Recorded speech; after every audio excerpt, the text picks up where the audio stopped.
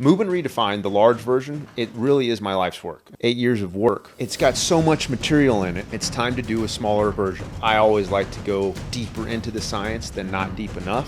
What's cool about this, and I want to just throw this out there right now, this book is free. I like to ask, what is the goal? Yeah. What is the main reason why you're doing this thing, right? I want to change as many lives as possible. I want to have the biggest impact. Guys, welcome to the Right Angle Podcast. This is going to be a good episode because we're going to start jumping into some of the practical application of the 90-degree training principles.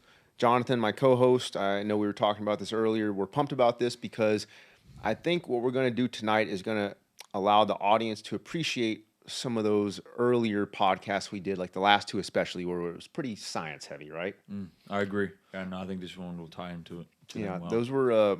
we went pretty in-depth into some important topics, things that I think we had to do. There was no skirting around those issues.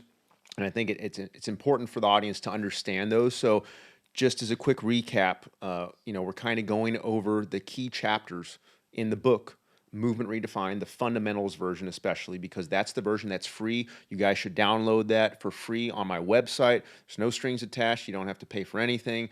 It's the Movement Redefined Fundamentals. It's the smaller, more simplified version. It's not long. Yeah, it's not long. Said it before, said it again, it's not long. It's a few-hour read, and it's a smaller version of the big book, Movement Redefined, which is kind of my life's work, and it really goes into detail about all these things. But this is the simplified version, and we're just going through that with the podcast. But the first chapter of the book, that's the journey. That's kind of how I got there. And you were asking me a lot of, I think, very pertinent questions about what that entailed. So I think the audience has a good understanding of what it took for me to arrive at these conclusions. But chapters 2 and 3, like I said, those are the ones we had to go deeper into. Foundational stuff, I think a little bit to what we're talking about. And like you said, I think a hair more science heavy, a little bit more science heavy as compared to today and going forth. Yeah. But nonetheless, I think it's all tying in well. Yeah. And just to recap, chapter 2, that's the inflammation section, muscles acting as an endocrine organ. And it's such an important topic, right? Because it shows the importance of muscle function, because our muscles modulate levels of inflammation in the body. And inflammation is associated with every known disease or sickness and malady out there. So if we can improve our muscle function, we can improve our overall health. If our muscles are sickly because muscle function is off and we have a lot of muscle dysfunction, well, then our whole body is sickly. So our overall physiological function or physiological health is dictated by our muscle function. So that led us into chapter 3, right? Where it was like, all right, well, if muscle function is so important, how do we define that? Yeah, what is it? Yes. Going from there. Exactly. Yeah. What is proper muscle function? And that's where we kind of went into that. That was the I think the episode that people were probably going to have to put their thinking caps on more so than, because I know we had to, right? Just talking about that. It's like, for sure. Fortunately, you're going through your master's degree right now. And you're in the midst of actually going over some of those topics in class, like length-tension relationship, biomechanics, elastic energy. But what I want to do tonight is take those and have the audience understand that, okay, now we've defined what proper muscle function is. How do we actually take those elements and place it into or implement it into a training? How do we do it? How do we do it? Yes. And what that looks like. Yes. In a setting of working out. Yep. And resistance training and how that unfolds. Exactly. Like, what's it look like on a squat? Yeah. What's it look like on a bench press? Like you were telling me earlier, like, hey, we need to make sure the audience understands that this is the nuts and bolts of practical application of how you would do any exercise. But we are going to focus a little bit more on like the squat and the bench press, because they're a little bit easier. Basic stuff, big compound movements that'll be applicable to people for sure. I think it'll be great. And like we discussed last time, we're going from the science stuff a little bit into the practical application. So if you're following along, it's going to tie in very, very well. So. Exactly. So with that said, for me in this journey, in terms of kind of optimizing those 90-degree positions, which we discussed last time, are key for muscle function and muscle health, and making sure the tension is not excessively on the tendons and ligaments, and making sure the muscle is firing with max activation. Well, the eccentric isometric protocol, which is what I kind of arrived to when I was doing my PhD, and applying the 90-degree principle to that, to me, it's the most effective training modality that I've I've used in the 21 years that I've been training people. I've seen it literally. You have used a lot. Yes. Like you've used two. Yeah. Used a lot. Yeah. I've tried hundreds of different methods, and in my opinion, this is the most effective method. And you've done both. You've Yes. done the science and the practical application. Yep. You didn't just do one or the other. You've dug into both sides of the coin. Exactly. And I've also, when you say done both, I've also tried the deep range of motion. So this isn't just like, you've done it too, and it kind of wrecked our bodies. Tough, and this is what made us believers in the 90-degree protocol, and this is what has made thousands of people, believers in the 90-degree protocol. Is the results. Yeah, and that's ultimately what we're doing. Yeah, trying to push this out. I know for me, I'm not trying to put people down. They do full range of motion. You can do that. But what I'm here to do is to present the truth to you when it comes to the body and how it works and moving optimally and living optimally. Exactly. And the 90-degree eccentric isometric protocol, we believe, optimizes muscle function for optimal health and physiological function, right? But also optimizes/maximizes natural muscle gains, like, we're not talking about steroids, but even for steroid users, power, athleticism, yes, exactly, and then, strength, and then feeling good, and then durability, longevity. It's things that our athletes, I don't think are talked about enough. Like longevity and durability. I mean, that's one of the best attributes you need to have as an athlete, especially if you want to be competitive at it. I think if you look at any superstar athlete, longevity is the key. That's right. Look at LeBron. Yep. Longevity, a lot of people. So it's like this is going to optimize that, even more. If he was doing this, he could probably play 30 years. It's funny. I don't want to get off on a tangent, but he does 90-degree squats. He's gotten ripped on the internet. That's great. Because he doesn't squat deep, and people are like, "What type of squat is that?" Now his stance is pretty wide.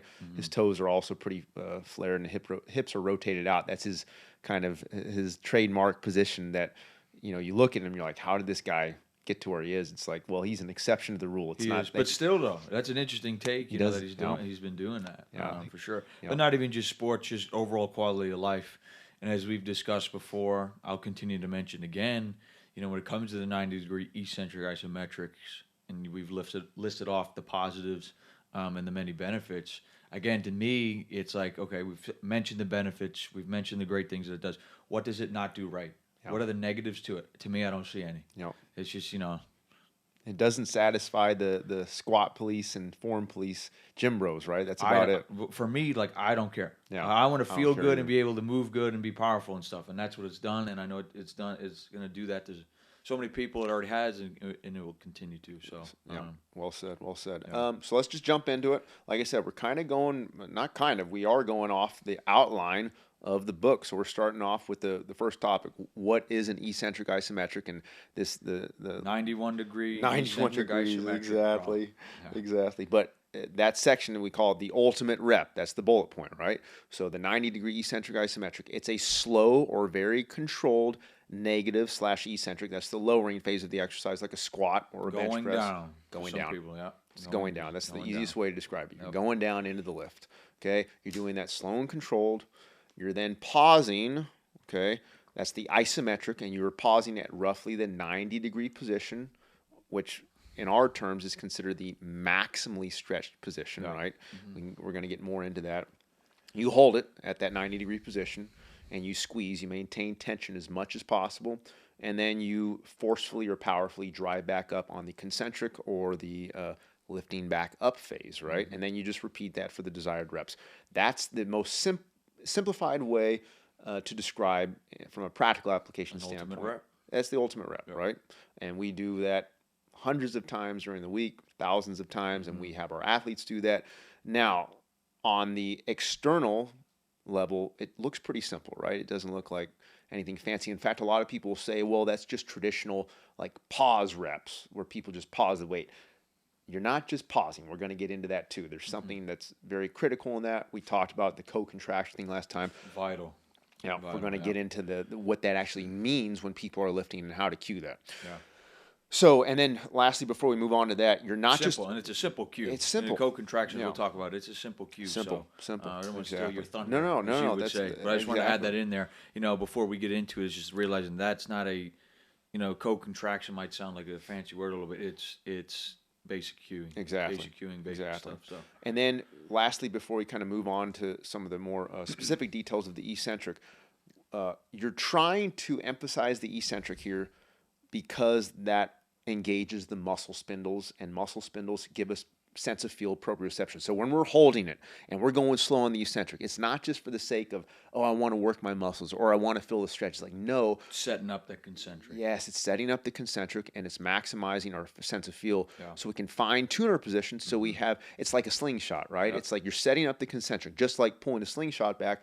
What are you doing? You're setting up the launch. Like the bow and arrow, right? Bow and arrow. We're getting it there. We're getting the tension. We're coiling it, holding it, bringing it back, holding it.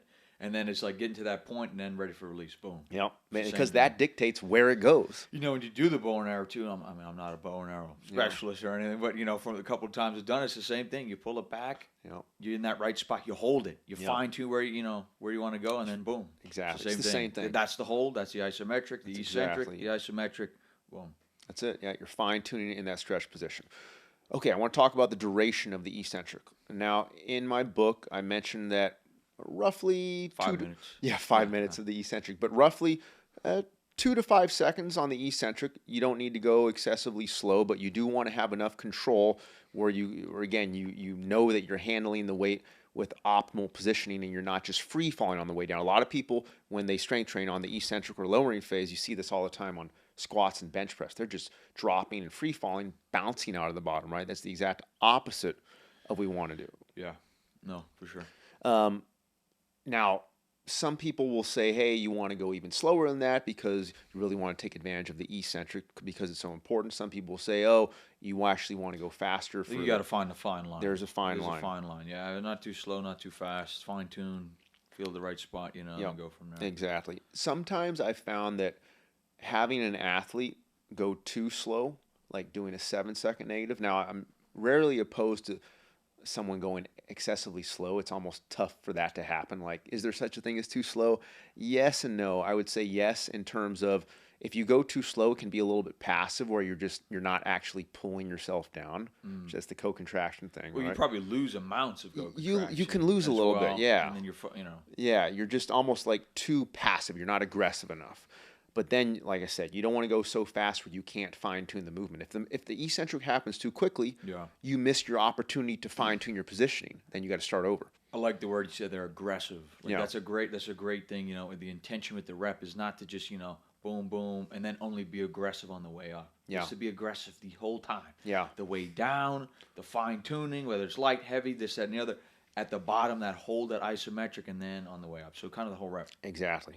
No, I think that's key. A lot of people, there's some interesting literature coming out very currently that, again, I mentioned this in some of the other podcasts. I think Paul Carter, I don't know if you should follow him. He's got some interesting words to say about the eccentric. There's some current literature that says slow eccentrics help with muscle growth, and there's some that suggest that slow eccentrics do not help with muscle growth. So it's like, wait a minute, well, which is it? Well, it all comes down to how you perform the eccentric. How you do it. And you just said the aggression of the eccentric, not passive. The intention, the aggression. When I'm doing a sprint, right? When I did sprints with football, it's like, it's a sprint. I'm going as hard as I can to the 20 and back the whole time. It's not I'm jogging to the 20 and then I'm sprinting on the way back. It's max effort and aggression the entire sprint. Exactly. And if you don't do that on the eccentric, I would argue. Then you're not doing it right. Then you might not get those benefits that people say. So again, it kind of goes back to how you're doing something. There you So make sure you listen. You pay attention to who you're listening to. Yes. When it comes to those things, it's like, oh, this doesn't work. This doesn't work. Okay, but go a little bit deeper than that. It's the iceberg. Don't stay at the surface level. Dig a little bit deeper. And go from there. Exactly. And just to reiterate, that slow eccentric.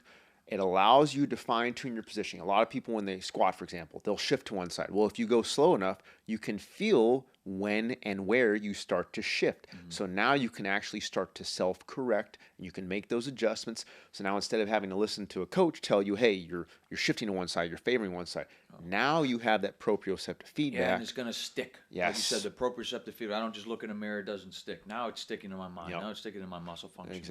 Exactly. So I think the takeaway for the duration of the eccentric is it needs to be somewhat slow and controlled, but don't focus so much on was it 3 seconds? Yeah, or was don't it 7? put a timer on. Man, just go. Stay tight. Be aggressive. Yes, stay tight, controlled, aggressive. Yeah, absolutely. let's talk about the hold, the actual 90-degree eccentric isometric, like that isometric position at 90. Okay. I want to talk about the duration of that. Now, in the book, I mentioned roughly 2 to 7 seconds. Okay. And I think that's important. That's a range that I would say, what, 80-90% of our training, we probably keep it in that 2 to 7 second range. Occasionally, we will go longer, like 10, 15-second holds. I've even had you do, 20, 30-second holds, which are brutal. Yeah, they are. And then, obviously then the rapids as well, where there's just boom. Yeah, the rapid eccentrics, exactly, rapids, exactly. The rapids. But generally, you're right, that 2 to 7 second range, for sure. The reason you don't really want, okay, again, in my book, I say 2 to 7 seconds, but we've done longer. And I've had people ask me, like, wait, like, you're doing longer sometimes. I've posted some where I show 15-second isometric holds at 90.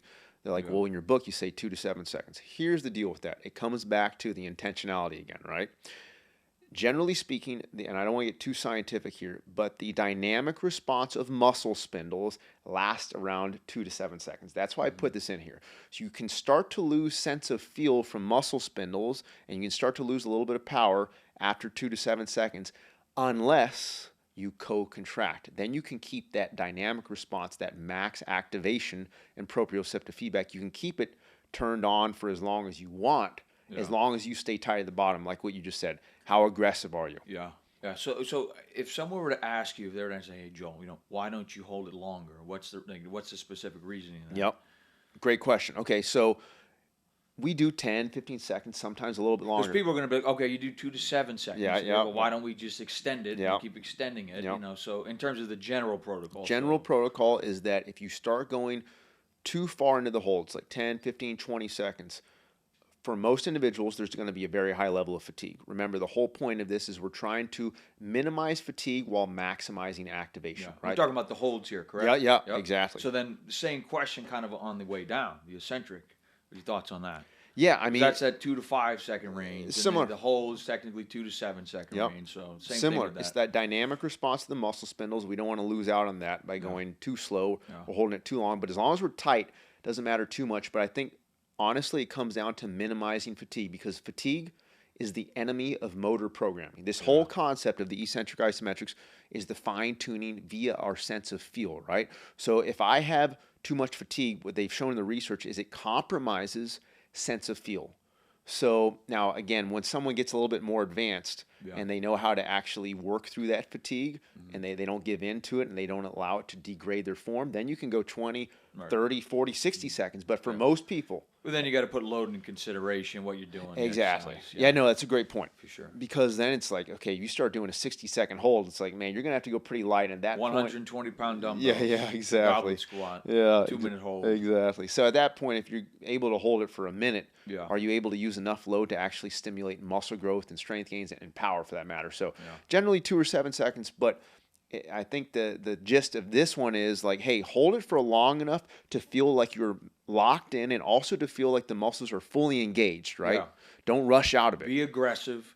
Lock in your feet core posture. Yep. Sink down, hold it, drive up. There you go. Exactly. And hold it in however long is necessary to feel like all the muscles are firing right and you've also optimized your position. Yeah. So now that kind of leads to the next point in the book, the next kind of bullet here is imagine a puzzle. I want you to talk about it because we discuss this a lot, the puzzle component, right? Go ahead. No doubt. I mean, when it comes to the entire 90-degree eccentric isometric, it's not just, you just look at it, go down, go up. Check the cueing. Like we said, check the feet, check the core, check the posture. It's putting the things together. And if you really realize with the puzzle, it's not overcomplicated. You know what I mean? They all come together. A proper puzzle with the right pieces, it comes together, it works, it fits well, and then it goes from there. And again, I think that just comes back to how you're doing the thing. Yes. So if you're doing it improperly, you're doing it poorly. If you're doing it, an eccentric isometric, you're trying to do this, you're trying to do those holds and that protocols, but your hip and foot alignment is just completely bowed out. The results won't happen. Exactly. The things won't happen. The puzzle's not forming together. Yeah, so. exactly. Well, like you said, it's like the pieces will come together.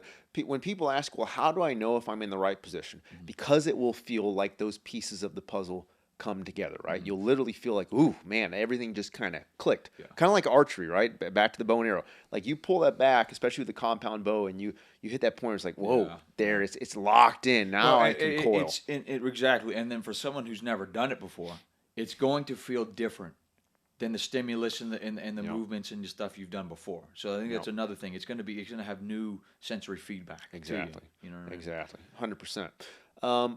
You already mentioned this. You hinted at the posture, but I think I want to jump into this because this is perhaps the most important element of everything we talk about, including the 90-degree eccentric isometric. Because if you're trying to do this 90-degree EI without proper posture, like you just said, that puzzle's not coming together. It's not happening. It's not happening. And it's really not.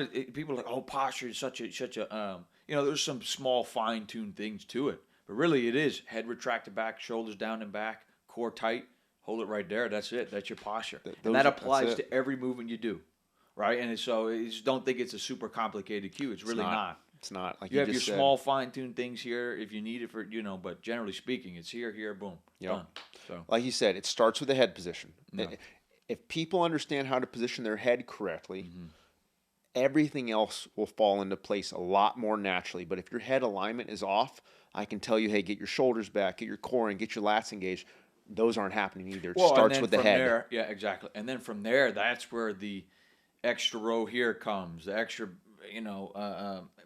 exercise, therapeutic exercise for this shoulder here, and then pulling it there, and then a little bit more tissue work there. It's like, well, okay, but all that could have kind of been skipped if all I did was just keep working on this and my lifts, my walking, etc. Exactly. No, exactly. That's a great point. Like you'll see it where people or physical therapists will be like, oh, you need to do this exercise to correct this, like you said, or address that. Like baseball players we talk about. Yeah, rotator cuff exercises. Okay, give or take, it has some potency to and value to it, but it's like, okay, well, my lat's not even engaged at all. And it's like how you expect someone to have, power in their back and their lats and their shoulders and feel better if I'm just up in here like this, all rotator cuff stress, trap dominant, all up here like this. It's like there's no posture involved. There's no lats involved. These muscles here in the head, they're coming forward, so it's just kind of spiraling that way. Well, I'm glad you bring up just even the baseball analogy because posture is important for pretty much any intense physical activity. Now, it's also important when we're sitting, but it's not imperative that you have perfect posture when you're sitting. No, it can be relaxed. It is. Yeah. It can be relaxed, good posture. But if you're throwing a baseball or you're lifting a weight or you're jumping or you're throwing or you're kicking something, like your posture needs to be pretty locked in for that kinetic chain to work together. Yeah, and then in your strength training movements. I mean, I've heard a lot of baseball players, we don't bench at school. We don't bench because of the shoulder problems and stuff. I'm like, dog, because you're just doing this. Yeah. All you got to do is fix it. Exactly. Yeah, if you did. But here's the key. Who's going to teach them that? Exactly. And that's what we're here to do. So. Yeah, and exactly. If you did the bench press correctly with proper posture, it's not only going to feel okay on your shoulders and joints, it'll actually be therapeutic.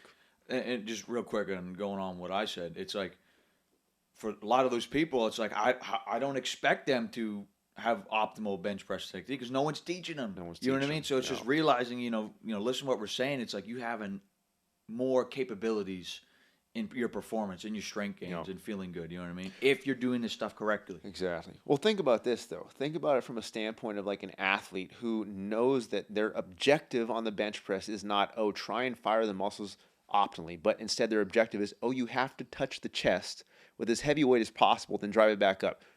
It's impossible to keep proper posture. Yeah. So inevitably, what's going to happen? Your shoulders are going to be out of position. It's going to feel like crap. Yeah. Right? Something's going to be hurting. Yeah. But then, like you said, if they know that, hey, touching the chest is not the goal. The goal is find your optimal position, your optimal stopping point with that sound posture. Yeah. It changes the game. Exercises that used to feel contra-therapeutic and damaging now become therapeutic and beneficial. Well, and, a lot of people, especially, football players, from me playing football as well, it's just, what we're taught is just push through. Yeah. I mean, that's part of the game. It's part of it, you know what I mean? But at the same time, when it comes to your strength training, your lifting, if you're pushing through it too much and you're not doing it correctly and you're breaking down, your body's breaking down, it's like, man, are we really trying to be as best as we can? Are we trying to get to the level we want to get to? It's like you can do well, but it's like you can get even better if you're doing this stuff correctly. Exactly. You're doing it properly. You're fine tuning with your body. You're doing the right spots, the right movements. So 100%, absolutely. Just something for the people out there to play sports. It's absolutely. Like, of course, you got to push. You got to be tough. However, you need to be smart. And if you're hurting while you're lifting and you're doing resistance training, you're doing it wrong. We want to work through good pain, not bad pain. pain. You have to have posture to be able to do that. So. And head position once again. Now, with that head tall and retracted, what's that lead to? It leads to a tight jaw muscle and activation, and as a result, your mouth will stay closed. This is something that we've been working on the last year or two. Something that I wish I would have discovered a little bit more earlier on in my training, even with the 90-degree eccentric isometrics. It's not. This is not something that was. It was more of a recent discovery. Demerit on you, Joel. Demerit exactly. On you, man. But you find it out early. Yeah, exactly. But we want to emphasize nasal breathing, not mouth breathing, because the nasal breathing contributes to optimal head position, which that you lose tension. Yep. You lose oxygen to the muscles. My head comes forward. My neck muscles, are loose. Exactly. I'm up here. Goes from there. Yeah, it's not. Yeah, like you said, it's both a kind of a metabolic thing where we're talking about oxygen utilization is better with nasal breathing. Yeah. You get more. The parasinuses help release nitric oxide, which helps with blood flow. Oxide, You're more parasympathetic. Yeah, you get more oxygenation to the body. But the posture, you could argue, is just as, if not more important for the nasal breathing because it impacts the head, which impacts the shoulders. Because the better the nasal breathing is, the better your posture is. The better your posture, the better you. Exactly. So people you guys need to really focus on the whole trying to seal the mouth shut, and that's going to help. Now, we talked a lot about the upper body. I want to briefly talk about what you got to do with your core. Mm-hmm. You can address that because it's something that I know you've had to work with a lot of your clients on because it's something you used to struggle with. Yeah, no, exactly. And an exercise I'd like for people to picture right now real quick is how many times have you seen someone do a push-up and they're getting ready to do a push-up and their hips are sagging forward like this? It's like, okay, a lot of people got strong cores, in terms of their six-pack, but we need to keep that deep core firing. And so we got to pull our core in and tucked in like this. Tuck the stomach under and pull the stomach in. Yes. And when we're doing these movements and when you're doing a lift, you got to basically pretend that, bracing the abs with maximal tension as if someone's trying to punch you right in the stomach. That's how I would give the core cue. You know what I mean?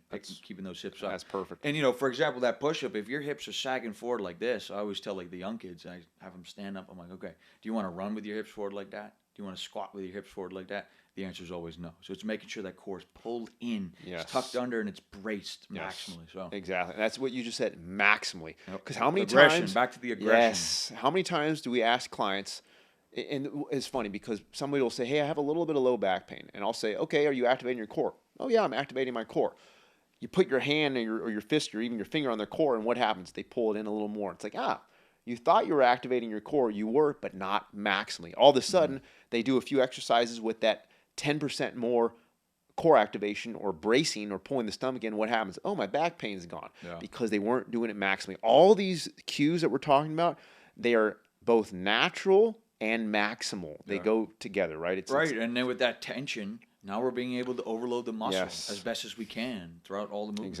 Exactly. You already mentioned the feet, keeping the feet perfectly straight. Mm-hmm. We're going to talk a little bit more about that in the future with some other podcasts where we deal specifically with foot mechanics, but the key is keep them relatively straight. Don't let them flare out. Keep those big toes engaged. I know that's something we've talked about a lot. And one thing I want to address as well, when it comes to what we're promoting with the straight foot position is that I see a lot of people telling me, it's like, oh, well, your foot just kind of pigeon-toed in a little bit and they're a little bending in a little bit. I'm like, no, you're completely wrong.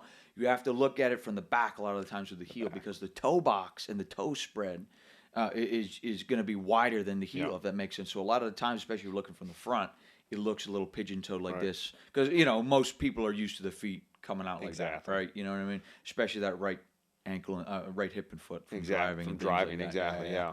A lot of people are shocked when I tell them that. It's like, a lot of the times your right hip and foot, right leg dominant a lot of the times, but the driving, it's always that way. Yeah, that hip for is, sure. Exactly. But anyway, make sure sometimes go check from the heel position and make sure that foot's straight from there.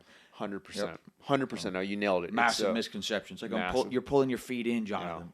No, they're perfectly straight. Give the How many times do people say on Instagram, like, oh, why are you pigeon-toed? It's like, that's actually neutral. You've been so conditioned from social media thinking that external rotation with your toes out is neutral that you actually think straight is pigeon-toed, and it's not. Straight is straight. Just from my experience with my hip issues, that's another, just that cueing.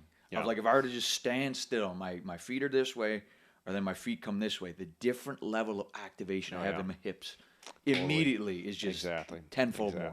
So. Yep. And then make sure you're popping those arches up. That goes back to the big toe, and making sure you have 3 points of contact in the heel, big toe, yep, exactly. All right, now I think we covered that pretty well. I think it was a pretty efficient an extensive look at posture for, obviously these things are in the book. There's pictures there, so you guys can see these. There are tutorials. We're going to have more tutorials we'll be releasing on YouTube so everyone can see that. Yeah. But I think that covers that. Now, the next topic that I want to get into is using what we would consider a natural, not maximal range of motion, or optimal versus maximal range of motion. I think a lot of people have this misconception that max range of motion is optimal range of motion and vice versa. They are two totally different things. Just because you can reach 150 degrees on your depth doesn't mean that is optimal range of motion. Oftentimes it's not. So when people are doing the eccentric isometric protocol and they're looking for, hey, where do I stop? Should I go deeper? Should I go deeper? It's like, no, go to your optimal range of motion or your natural stopping point. Yes. But back to what we're saying with the cues, if the posture folds, the core comes forward, the feet come out, if any of those things happen, then you're not going to be able to fine tune and find that natural stopping point. So again, 100%. Before you just go into, too deep, 290, do this, blah, blah, blah. What about your cueing, your feet core posture? Is that locked in? Then go from there. Yep. Then you're able to find that 90 spot, that natural stopping point. Exactly. Find the optimal benefits and go from there. Exactly. Well, so just a reminder of that. Don't have all your stuff messed up and then squat to 90. Be like, I don't feel a natural stopping point. It's like, man, work on that and find the right spot. Exactly. I think a lot of people do that. Like, I can't find 90. This protocol sucks. It's like, no, like you said, focus on the fundamentals, the cues of the posture, the feet, and the core. I was talking to one of my online clients about this today because we've been training for about 3 years, and he was even saying, he's like, man, feels like everything you've been doing has been getting more simplified and in a good way. I'm like, yeah, if you would look at how we do our first session with clients and athletes now, it used to take us, I would say, a few weeks to get the person to be able to do all the big 7 movement patterns with good form. Now right? It's a session or two. I was even telling him, some of these athletes, give me 10, 15 minutes. We can get them 90% locked in. Yeah, obviously, that level of fine tuning is continuous for years and decades. But in terms of getting the general, pretty locked in, we can make that happen 10, 15 minutes because what do? Focus on the posture, the feet, and the core. And then, like you just said, when you do that, what happens? Those natural stopping points, you find them. Yeah. They show up and your body knows. Yeah, you can find them. That's great. I like that. You can find them. You cannot find it if you're not doing it right. You're in the right spot. Exactly. And also, people need to use their, not just sense of feel, but sense of pain. Yeah. Sense of pain is powerful. And it's there for a reason.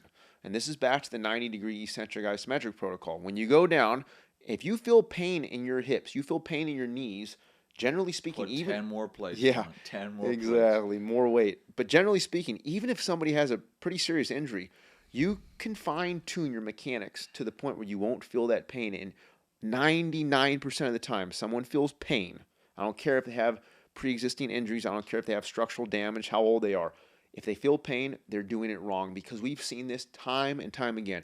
If we can fix their technique and get it perfect, even with an ACL injury, they can squat pretty heavy, pain-free that day. It's not like, we healed their knee that day. It's like, no, the structural damage is still there. It might always be there, but if you use your muscles right, then it's, you can do the exercise correctly. So feel for the pain. If there's pain, listen to your body, fix it. Yeah, exactly.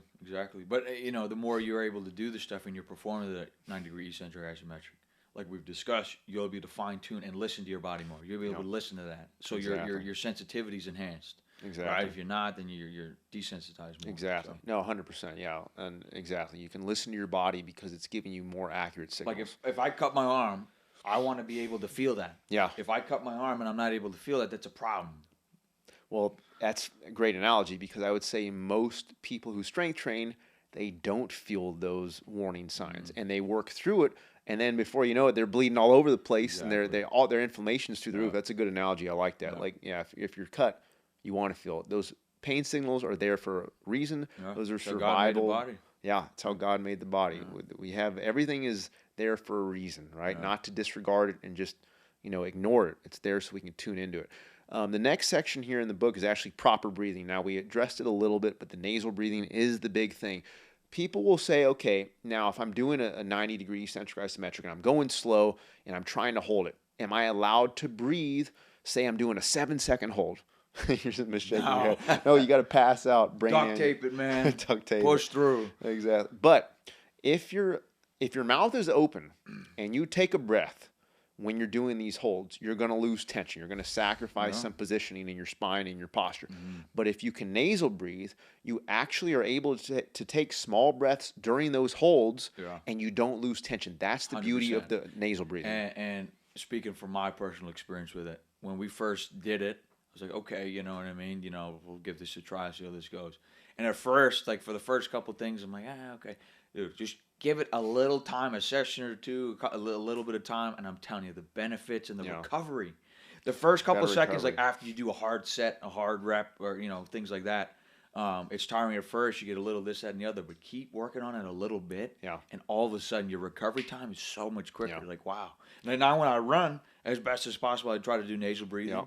And then when I'm recovering from that, breathe through the nose, the recovery's so much quicker. So much better. So much quicker. It's unbelievable. So yeah, no, that's a good point. But and I think you made another good point there. It's actually a pretty quick adaptation process if you just give it some effort and some thought. It's going to take a little bit of effort and thought the first 1 or 2 sessions. If you don't care at all, okay, whatever. Yeah, you understand with all this, you know. But if you actually want to give it an intention and try, you know, use that nasal breathing, I promise you it's going to be very beneficial. I don't think there's been a single athlete or client that we've worked with who's given it, you know, 1 or 2 sessions who has not said, wow, this really helped. Yeah, and I think, you know, for me, it's like I never, ever did that previously. Never. I was never doing that. It was, you know, just sports and all that. It's like, always. I keep reprogramming that training in my mind, things like that. But the nasal breathing is as much as I can. I try to do now. So. We're gonna have to go more into that topic. I think we got some other videos. Genesis 2. Yeah. Oh yeah. God gave breath in Adam through what? Through the nostrils. Yeah, we're gonna get more into that. Oh yeah, for sure. Interesting thing there. Yeah, no, that's how God wants us to breathe, and that's how scientifically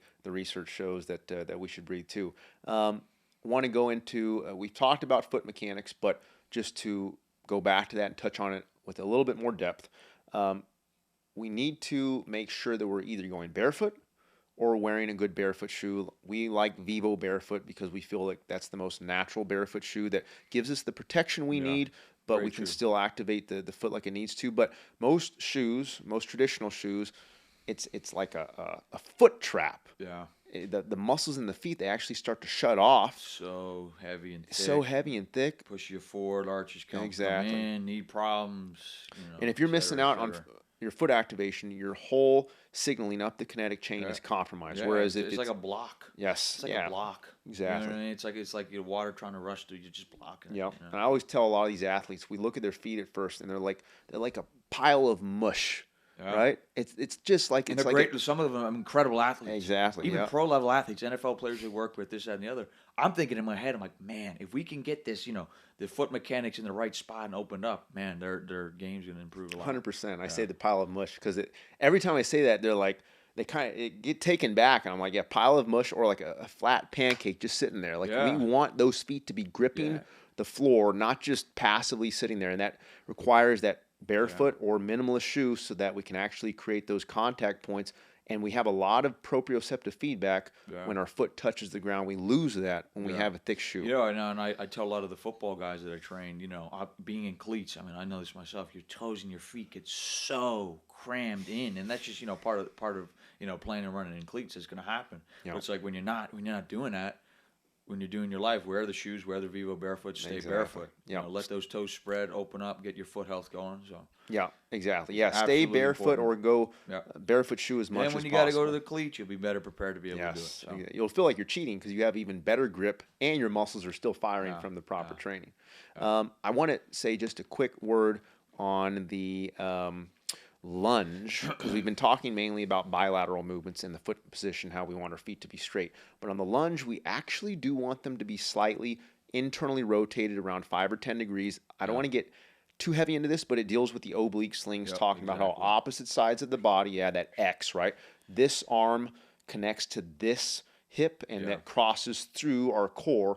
And so even when we run, side, the lat into the glute. Exactly. So we got those X's, and we want the lunge position to essentially match or complete those X's. And if our feet are perfectly straight on a lunge, we don't have the X, we're not using our oblique coming out slings. like that a little bit. You know what I mean? Exactly. You're missing the inner thigh, you know, this, that, and the other. Especially your running mechanics, too. Yes. Then it bows out, then the hamstring problems slowly creep in, Exactly. et cetera, et cetera. Exactly. You got to think of Wolverine, you know what I mean? Boom. Yeah, I like it. I like it, yeah. Because they show the best sprinters actually, when their foot lands, it is slightly internally rotated and torquing into the ground to create that better gripping and torque sensation. So, and we're going to have more on that. There's a lot more in the book. We got some podcast and tutorials coming out about that as well in terms of like the oblique slings and the lunge mechanics. Sure, yeah. I want to check that out. Okay, now this next one we're going to get into. We're talking about not relying on gravity to push you down or pull you down, but instead using your muscles to do what? We want to use our muscles to pull us down by co-contracting. You mentioned this earlier. Co-contraction is one of the more subtle components of proper mechanisms of muscular contractions, but it's potentially one of the most important. I think it is the most important. It's I really super do important. because it's. I mean, if you don't have that, you're not able to do anything to the maximal, you know, benefits. It's not optimal. You can't do anything optimal.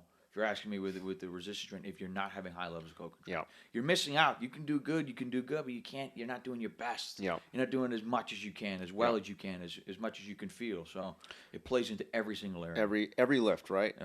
But here's the deal. As important as it is, people don't need to overly obsess about it as long as what? They get their posture, they get their feet, they get their core, they stay tight. Done. Yeah, the co-contraction is going to more or less naturally occur. Now, in the back of your minds, you need to understand that, hey, with all that said, you need to let it occur, and you might have to cue it a little bit more by simply saying, hey, when I come down into the squat as I'm lowering down, or if the bench press as I'm lowering into the position, don't just let gravity push or pull you down. You need to actively squeeze down as hard as you can and pull into the position. And then that co-contraction will take place even to another level. And when you're holding that 90-degree position, it's not passive, because otherwise your body's going to want to push you back up. You need to keep pulling into that, like the slingshot. Like you said, if you don't keep pulling on the slingshot or the bow and arrow, what's going to happen? It's going to creep forward. We don't want those muscles to creep forward, because when that happens, the muscles shorten. If it's creeping forward, okay, you could still have a decent shot. Are you going to have the best shot you can? No, it's not optimal. It's not the best you can be. Exactly. And again, but the cues have to be in place as well. Have to be in place. You got to be locked in, and it's simple stuff. Work on it, boom, done. Locking the posture and that co-contraction and also cue the full body tension, which I think we're going to get to more.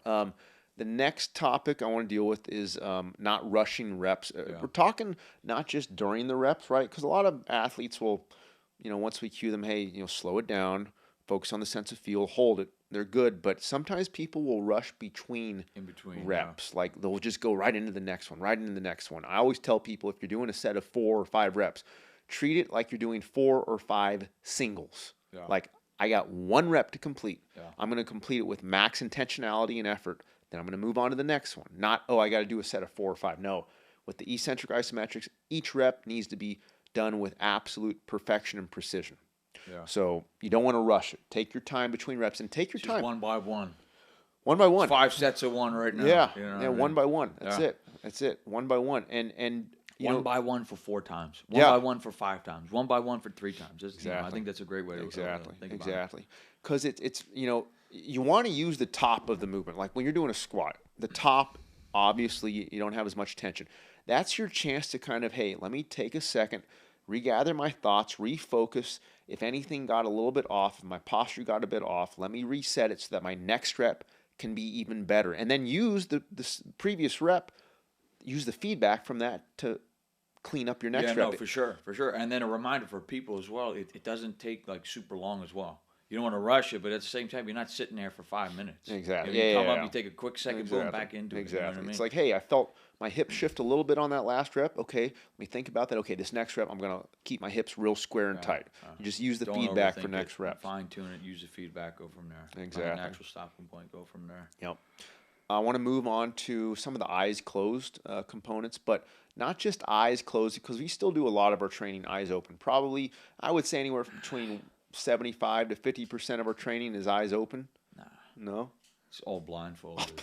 all blindfolded, right? Ninja training. Exactly. No, for sure. I would definitely say so. You know what I mean? But I think also with people and training with people, it'd be me or me training people, whatever it is. You know, getting them to be able to do the eyes closed. So it's like if they're really not doing well with it, I'm not going to throw someone in eyes closed. Yeah. They know what they're doing a little bit, go from eyes closed there, boom, add the proprioception, and we can enhance from there. So just making sure you know someone. Exactly. The eyes closed can be a good checks and balance system to kind of give you an indicator whether or not you're locked in. But the key here is even when your eyes are open, which they usually will be, when you're training, we'll close them to get more sense of feel, more proprioception. When your eyes are open, you don't want to rely and focus too much on your visual components of So I change different angles. We do that all the time. Yep. Face this way, face this way, go diagonal, go this way, shift it up a little bit. You have no reference point for what straight is, and your spatial orientation is off. So now everything has to be by sense of feel because you're position yourself in a crooked room basically. But the key with this is, once again, don't go by your vision to help you lock in. Use your sense of feel. Sense of feel. We say that so much, but we mean it. Lift by feel, not by sight. If there's a mirror in front of you, either close your eyes or turn the other direction and feel your movements. You don't. I had someone I was training briefly, so the group lifts months ago, and he was basically asking me real quick. I didn't have a ton of time to explain. Why am I not looking in the mirror? And he plays receiver. I said, well, do you look in the mirror when you run your route? Yeah. No, you don't. It's got to click. You got to know what you're doing and go from there. So exactly. Also, sense of vision. There's two things here. When you can really only focus on like a handful of things. Usually, really one thing maximally. So if you're focusing on your vision, it's distracting you from sense of feel. Okay, that's something else to consider.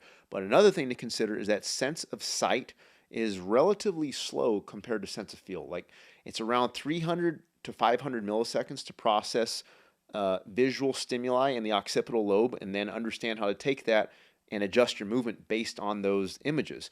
Sense of feel or proprioception is 8 to 10 times quicker. It's like 50 to 80 milliseconds. That means we can actually catch the error before it happens. Whereas if you look in the mirror, by the time you caught the error, it's too late. It already happened. Poor. Yeah. Exactly. Not even going anywhere so at that point. don't use the mirror. Use sense of feel, and periodically go eyes closed to have even more proprioception.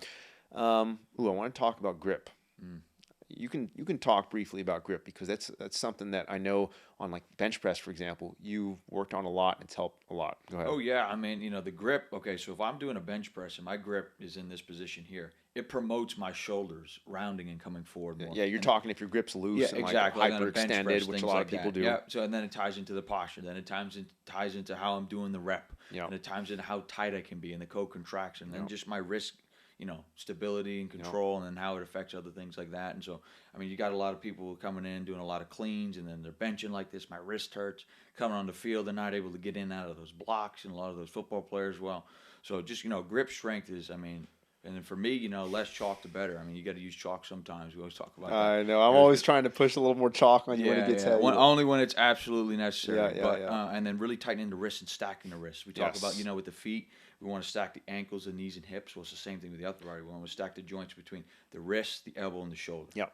exactly. No, you nailed it. And that there's research showing that the tighter you grip, the more full body tension it promotes, right? It's called concurrent activation potentiation, which is just fancy terminology for saying gripping something tight makes your whole body stay tight. You can try right now. Like if somebody's just sitting there, if you squeeze your grip hard, what happens? Your core activates, your lats activate, everything tightens up. So like you said, your grip is kind of analogous to the feet when it comes to the upper body. So like you said, stack the grip and grip things aggressively. Don't just have those passive hands that are loose and you're going to have a disconnect. Yeah, no, for sure. And then that's just, that's just going to cause a problem potentially at some point in your wrist and your hand. Wrist or shoulders, it travels up. Exactly what I was saying at the beginning. I'm here, come up here, more trap dominant, spirals from there. Exactly.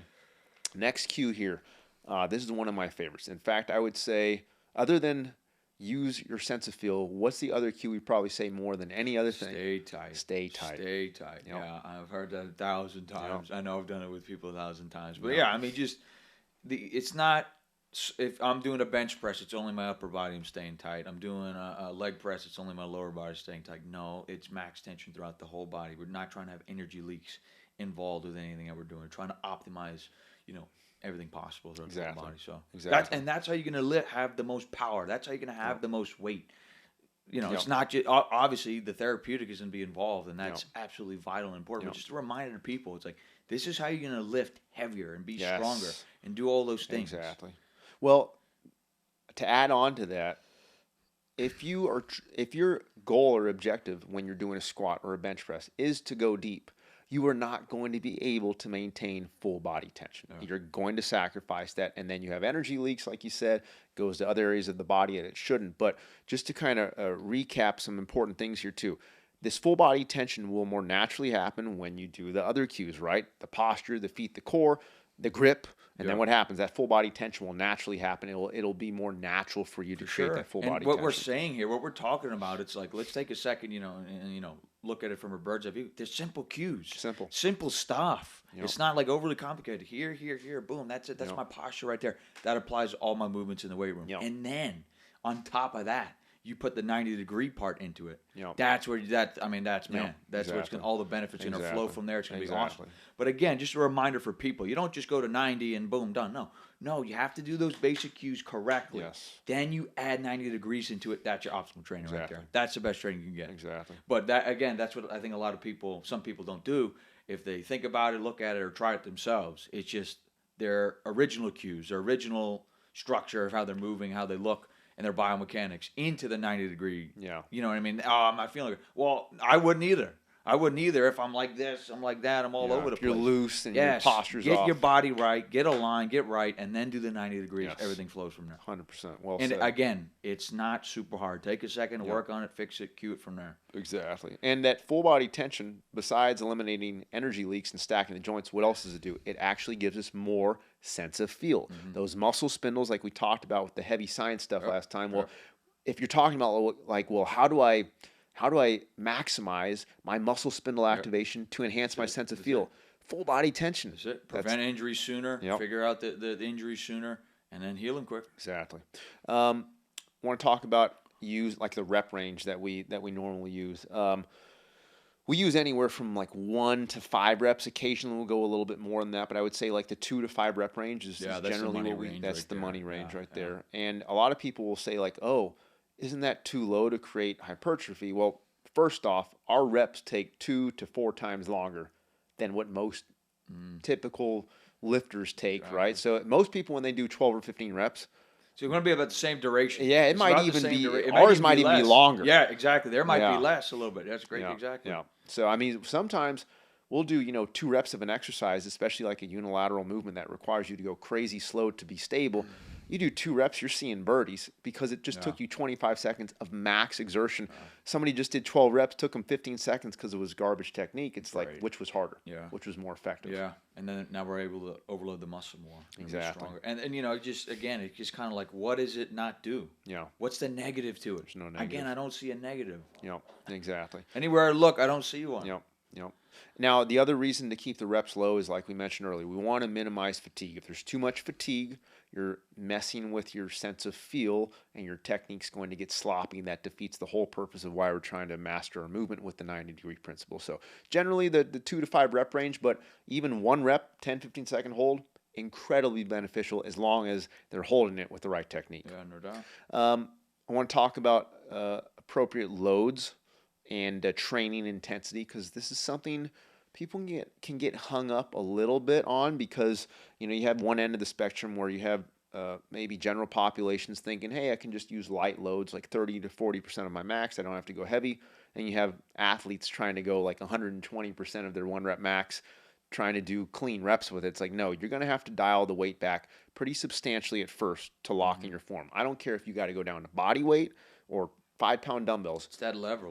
Lever. We talked about the lever. The leveler? Yeah, the leveler. Yeah. Find a fine line. That's extreme here, that's extreme there. Find a fine line. Yeah, for sure. So if you got to drop the weight by 70 to 80% and use only 20% of what you were using before to lock in your form, we do that all the time. Like you'll see me sometimes doing like on Wednesdays usually are my lighter workouts. What do? I'll take an empty bar. I'll take 20 minutes and I'll just go through the movement patterns to just work on technique. And then on the flip side of that, how many times with us and other people have we seen adding that extra load, adding that extra weight, how that helps with the form, how that helps with the co-contraction. and then It lock does. everything in. And It's heavier. It's heavier. You force yourself to stay tight.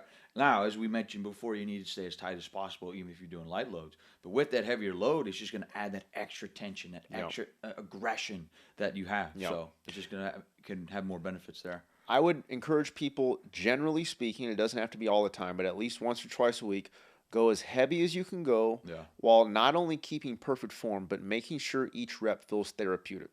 So, and that's a rare thing for a lot of these people. Because especially like athletes that are used to training, it's like I can go as heavy as I can, like once or twice a week, and I can feel okay. I don't have to, take 10, 14 days to recover. It's like, yeah, you can. You know what I mean? It's just, I know a lot of people, once they start doing that, it's like, wow, this is unreal. This is different. Exactly. So even when we go heavy, even when we have our clients and athletes go heavy, like 90, 95% of their, max, they should always walk away feeling like, wow, that was intense, but it was therapeutic. My body feels better. Might be tired, because you just expended a lot of energy.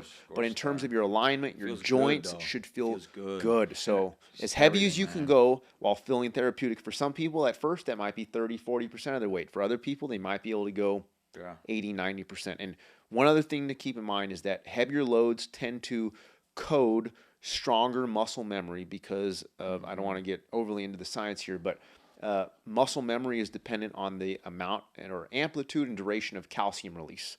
And calcium is a strong second messenger signaler for muscle memory. Well, the more intense the contractions from heavier loads, what happens? More calcium is released. You just coded stronger muscle memory into your nervous system. Now your chances of maintaining those optimal mechanics throughout everyday life is now higher. Whereas if I was just training with light loads, not squeezing, not going as intense, I'm coding muscle memory kind of moderately, and it's not going to stick. We want it to stick in our nervous system. It's a little bounced around. And then things are tighter, they're spastic, they come from there, you're not able to be strong. Exactly. We're trying to weed out old movement habits and replace them with good movement habits. So sometimes those heaviest sets with perfect technique are the ones that create that strongest muscle memory. I know from doing the 90-degree methods and then going heavy like that, every time I feel great, but I tell you what, it's a little off topic from the loads and intensity, but my testosterone is much more than when I used to go a little bit deeper, go further around. We almost have to lock you up at night. Exactly. Exactly. But no, for sure. I mean, for sure. I know what you're saying. It's got that, because my muscle fibers and everything's at that extra tension, that extra layer. So, yeah, for sure. Yeah, throwing it. No, you're absolutely right, though. Like, for real. No, for sure. I feel an extra pump and extra boost. I'm like, okay. If you're in pain and your body feels torn up after a session, I guarantee your testosterone levels are dropping. They just are. That's what's going to happen, because inflammation, which is going to happen if your body's in pain, guess what inflammation also triggers? Decreased testosterone, is increased cortisol, increased estrogen. So if someone's trying to optimize their testosterone naturally without steroids, it's got to be therapeutic. Then if I'm hurting, I'm a little bit more stressed out. It plays in the mood. Exactly. Folds into other things. Exactly. I want to move on to the topic of finding the stopping point. We kind of alluded to this earlier with like the puzzle, right? It should kind of click. But 90 degrees, if everything is locked in, not only is it going to be... That is your stopping point. That is your stopping point. Natural stopping point. It'll happen automatically. Yes. And again, that's what we're promoting as that's the full range of motion. That's max range of motion. That's max benefit. That's it. You nailed it. You nailed it. That's full. You just said it. That's full range of motion. That is maximal range of motion. You cannot... No one can physiologically, biomechanically, or neuromuscularly go deeper than 90 degrees if they use all the other cues we just mentioned. I want to see Can't happen. Yeah. So when someone's like, oh, yeah, that's not 90, so, well, okay, we have the tibial inclination, like on a squat, for example. Everything's locked in. I'm like, I don't think you understand. Joel cannot go deeper. Yeah. With what he's doing right now on that squat. He cannot go deeper unless what happens? Yeah, I let my feet rotate out. Something gives out, and I'm not doing it. Loosen my core, lose my posture. But like you said, a lot of the times people say, oh, you can get deeper. Well, first off, it is a 90-degree joint angle because, as you said, that tibial inclination, it gives an optical illusion that 90 looks more like 45. I've seen so many people that come at you like, oh, that's not 90. You know what I mean? This, that, and the other. I'm like, my man, did you take geometry? Yeah, exactly. Like, look at it, But they think parallel is 90. But like you said, 90 degrees, when done right, is your max range of motion. Yeah. Mm-hmm. Now, on the flip side of that, I always say, when in doubt, it's better to stop short. Yeah, no doubt. And the train track analogy, we always talk about that, right? Well, this is, exactly. No, and I know for me, when I tell people, it's like if a train's coming to where it's supposed to stop, at the station. If it goes too far, what happens? Catastrophe. Catastrophe happens, Yeah. right? What if it happens? What if it starts a little short? Yep. It's okay. Reset. So, Go a little bit go a forward. little further. Everyone's safe. Exactly. Yeah, exactly. There's the consequences from going too short are minimal. The consequences from going too far are either a catastrophe because you go off the tracks, or you move on to a different train track the wrong direction. You're literally going into a different and sometimes, location. more cases than not, this is not the case. But sometimes, like a little catastrophe happens on like that specific rep, right? Yeah. But also fine tuned here is that it's not necessarily that catastrophe. Then it's what it slowly builds into, slowly creeps in. Exactly. No, you nailed it. It builds up. It builds up. You nailed it. And I think when people are trying to decide, should I go too deep? Should I go stop shorter? When you stop short, like we said, you're probably not going to have compensation patterns. You just might miss out on a little extra muscle activation, a little more stretch and proprioception. You go too far. You're on the right path. You're on the right track. Keep fine tuning, keep working it, and hence that sense of feel. Yep. And then you're going to find that spot. Exactly. You're gonna go but if you go too far, you are going to have compensation patterns. So if someone goes past 90 degrees, I don't care who they are, whatever human in existence thinks they can, you're going to have compensation patterns. There is no possible way around it. Exactly. And then you're going to have to keep going deeper to be able to get that as much tension as you can get. Yeah. Exactly. Right? So that's why it's like if you go past 90 and I need to get as much tension as possible, well then technically I do need to go all the way down. Yeah. But again, that's incorrect. You're not doing it. You're missing out. Exactly. You're missing the point. Because it's like if you lose tension, then it's like, all right, I'm gonna almost have to like put my body into such an extreme position where it has no choice but to like try to get me out of that bottom hole. How you do it. Exactly. Okay, we talked feeling the stopping point too. I think a lot of people don't understand that just because it's a natural stopping point, like, okay, well, how will I know? Well, another way to indicate that is it should feel like the natural stopping point. It should feel like you can't go further, as we just alluded to. And if you feel like you can go deeper, you probably didn't set your posture, your feet, or your core enough. Right. Another topic, we've been talking about like the load, the intensity.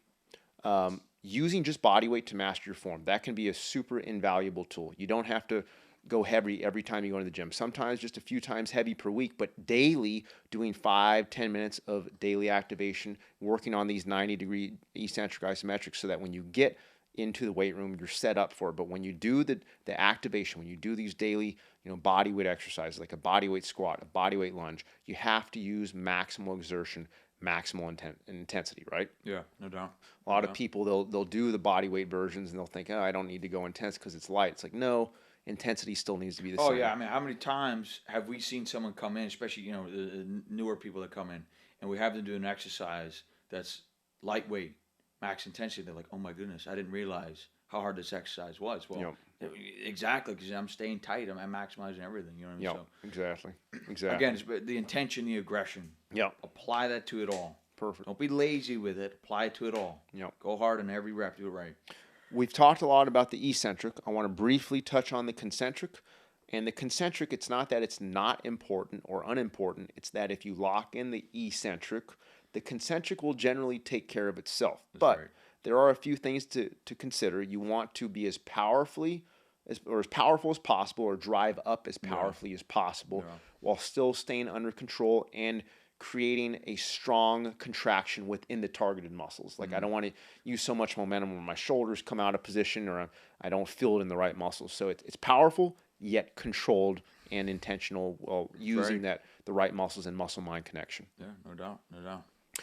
But like I said, if you get the concentric will take care of itself. The better the eccentric, the better the concentric. Exactly. The better the eccentric, the better the concentric. Exactly. Remember that. Exactly. I think the last kind of key topic here just ties everything in. It's be your own coach. That's one of the last bullet points in this chapter. Tell people what that means. You're right. So you got to go to a room and you got to have mirrors on all four walls, and then you're able to fine tune everything. I mean, it's just all the stuff we've talked about. If you're able to have the right cues, put yourself in the right spot, and you find that natural stopping point and you fine tune, you're able to be your own coach to the best of your ability. Of course, we need coaches and trainers to help cue us and get to the right spot 100%, but also on your own with practice and repetition and cueing and nasal breathing, posture, basic stuff, and doing the eccentric and the isometric. I'm coming down slow, I'm staying tight. finding at the bottom, holding it, and then I'm driving up with power, as we discussed.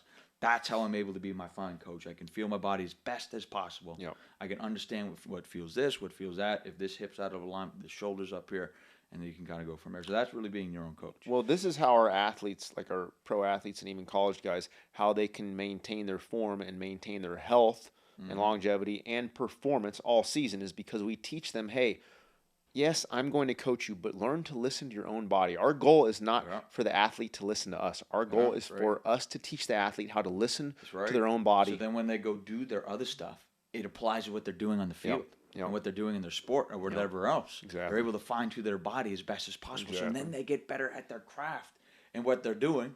And then in turn, they're being stronger, more powerful, and they're not hurting themselves. Exactly. Again, where's the negative? Yep.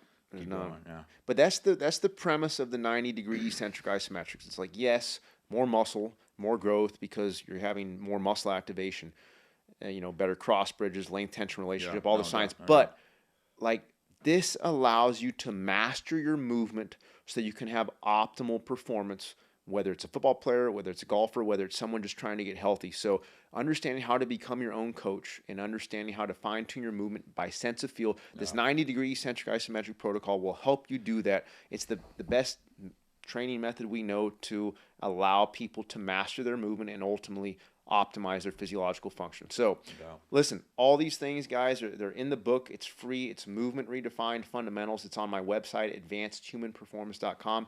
Like I said, it's free. You don't have to pay a dime. We're going to keep going through the chapters, and then once we go through all the chapters, we're going to deep dive into specific topics more. So make sure you keep following us and subscribe. I hope you guys enjoyed that. Until next time.